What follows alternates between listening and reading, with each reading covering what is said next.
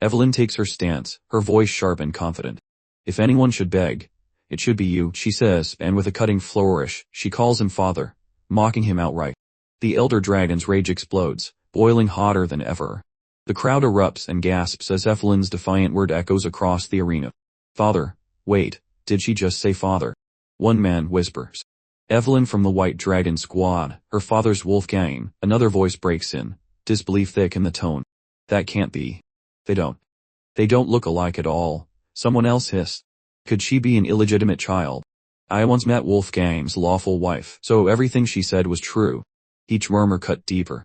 Every whisper was a dagger aimed at the elder dragon's pride. His face burned crimson as he glared at Evelyn. You wretch, he snarled. What nonsense. Evelyn's eyes gleamed, calm but razor sharp. If I'd known it would please you, I should have called you father sooner, she said coldly. Then, stepping forward, her voice rose above the crowd. The hum of the arena. Since you love old stories, why don't I tell one?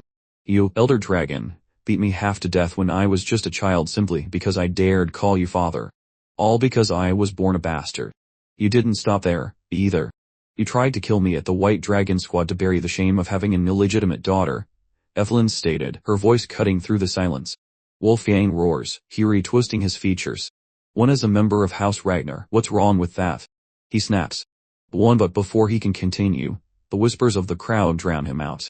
She's the real deal, isn't she? Someone says. A bastard at that age. And he's the one preaching about pure bloodlines. What a joke. Even among the elder dragon's own followers, eyes narrow, and jaws tighten. He kept fighting without restraint, and now look what's happened. One of them mutters under his breath. Another glares at Wolfgang with silent reproach. I warned you, didn't I? Be careful or this day would come. Why didn't you end it when you had the chance? Wolfgang's rage trembles and turns into desperation. Damn it, he growls through clenched teeth as Evelyn's confession hangs heavy in the air. Julius and Theo stand at the edge of the field, watching every heartbeat of the unfolding chaos. You don't have to push yourself, Evelyn, Julius calls out, worry coloring his voice. If you just let me. Instead of worrying, trust her and watch, Theo cuts in before he can finish, his voice filled with resolve. Both Evelyn and the elder dragon move at once, blurring into motion. Their swords clash with deafening speed, every strike louder than the last, sparks flying like a storm of lightning. The fight escalates until Evelyn shifts her stance, and suddenly a faint, swirling energy begins to rise from her body. Julius's eyes widen as he recognizes the pattern of her movements. His voice drops to a stunned whisper. No way. That's the Wind Thunder God technique, Tart. A gale bursts across the arena. The gust grows stronger with each heartbeat, whipping through the stadium. Wind Thunder God. Isn't that the sword of Windstorm? One mutters. Another frowns, disbelief etched on his face. How can she possibly wield the lost technique of Windstorm? Evelyn stands unshaken at the center of the tempest. Her expression is fierce and unrelenting, her sword gleaming in the flickering light. Every motion is precise, her will burning brighter than the wind surrounding her. Down among the spectators, the astonishment only grows.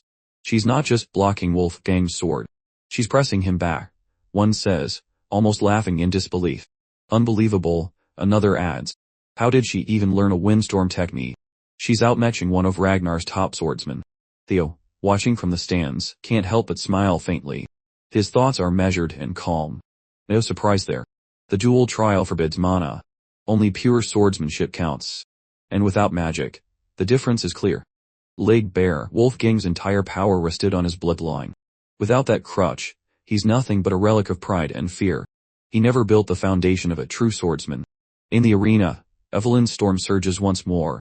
The arena trembles as the elder dragon's disbelief curdles into fury.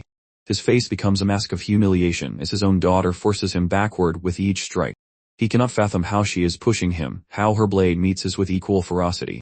Rage zaps from him like a live wire. How dare you? You little bastard. Evelyn's jaw tightens. Her eyes narrow into slits of ice and fire. She tracks every twitch, every winded breath. Wolfgang launches himself into the air above her, sword poised to crush her. He drives his blade downward in a brutal arc meant to finish the duel in a single, decisive stroke. Evelyn meets it head on.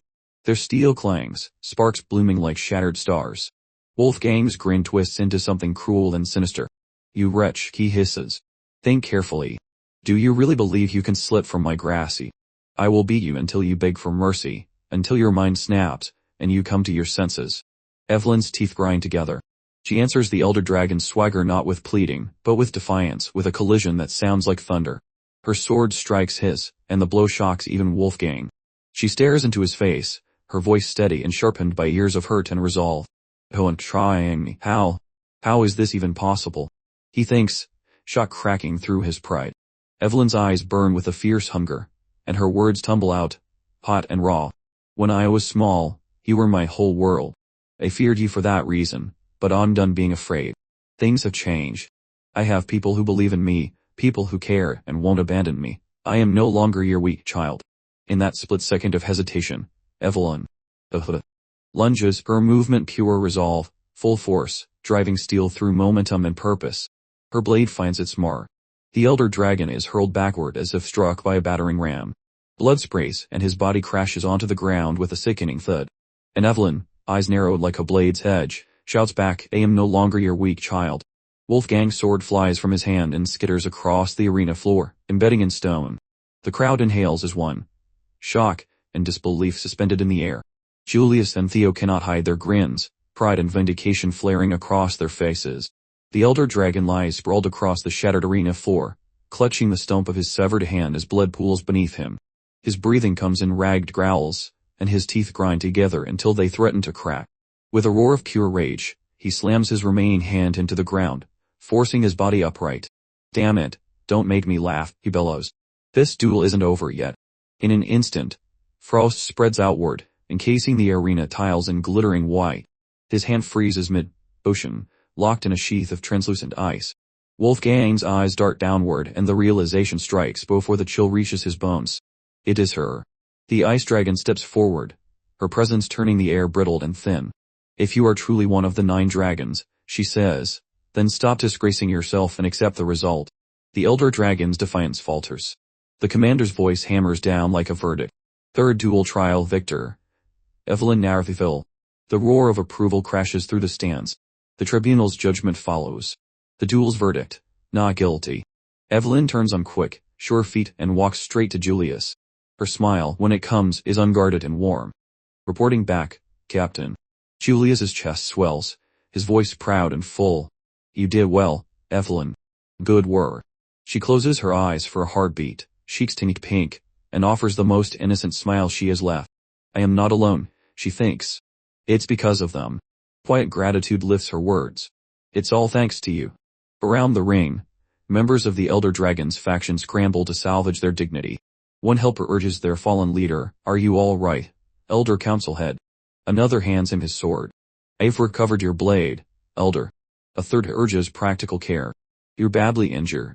Let us get you medical aid first." But fury, deep and roaring, will not be calmed. Wolfgang shoves away those who reach for him, rising with a murderous aura coating his skin. He advances, eyes blazing, voice filled with wrath as he calls out every syllable of a venomous challenge. Evelyn, Theo, and Julius turn, expecting perhaps a hissing retreat. Instead, the elder dragon charges, single-minded and feral, bloodlust carved into his face. He swings his sword in a broad arc, fury erupting from him. "Evelyn Narville, you wretch girl, I'll kill you myself." Before the elder dragon's blade can complete its arc, a massive hand clamps down on his wrist, stopping the strike dead in mid-swing. The hand belongs to Julius himself, commander of the white armored dragon cavalry, who stands between father and daughter like a living barrier. Julius's eyes burn a furious red, and his aura rolls outward like a storm front. He meets Wolfgang's glare without flinching, and his voice, low and loaded with menace, asks, "Do you want me to tear off your remaining arm, too?" Wolfgang's jaw tightens. He knows that with his battered limb, and the wound opened earlier, he is no match for Julius now. Before the confrontation can escalate further, a messenger dashes into the arena. "Invasion, the Trovan family has launched their attack. Everyone return to your posts at once." Julius makes a frustrated sound and pivots, leaving the elder dragon grasping at air. He says, "Theo, Evelyn, this is wartime. Return to the white dragon squad immediately." Both of them answer in unison, "Yes, sir." Wolfgang's face contorts into a snarl. "Those bastards. How dare they look down on me? Stop, I said, stop this instant. The duel isn't over, stand where you are." But before he can summon another command, the ice dragon moves. "Lord Wolfgang." At her word, Hundreds of slender blades of ice materialize in the air around the elder dragon. I'll say this just once. Do not bring shame upon the 9 dragons again. Wolfgang's hesitation is thin and brittle. Lady Ice Dragon, are you ignoring me? Ignoring the entire Elder Council? He demands, disbelief thick in his words. Her answer comes clipped and cool. Who can say? I doubt his view differs much from mine. To his shock, the members of the Elder Council turn and walk away. One elder's tone slices the air as he passes. Even if the Elder Council's honor has fallen, we cannot be represented by one who defies defeat and brandishes his sword after losing. The words shatter Wolfgang's swagger. Pride crumpling, he drops to one knee and admits defeat, publicly humiliated beneath the very banner he once commanded. Julius watches the old man's collapse with a small, grim satisfaction as he and the others mount their wyverns and take to the sky toward the White Dragon squad. He says, it's finally over. A pitiful spectacle. A greedy old man reduced to a farce. The scene snaps away to the Trovan headquarters where Ed Trovan sits on a warlike throne. One of his generals reports, precise and expectant, with this move, we have taken the central plateau. Castle Harmon will fall soon as well. And Ragnar's forces? He asks. The general returns the report without flinching. Their lord's cavalry and the private troops of the 6 pillars appear to be converging on the central plateau. Ed Trovan places a hand to his brow and says, foolish Ragnars. They move exactly as expected. I'll make them realize this war is only one piece of a much larger design. While they focus everything on the central plateau, our feast will be served right here.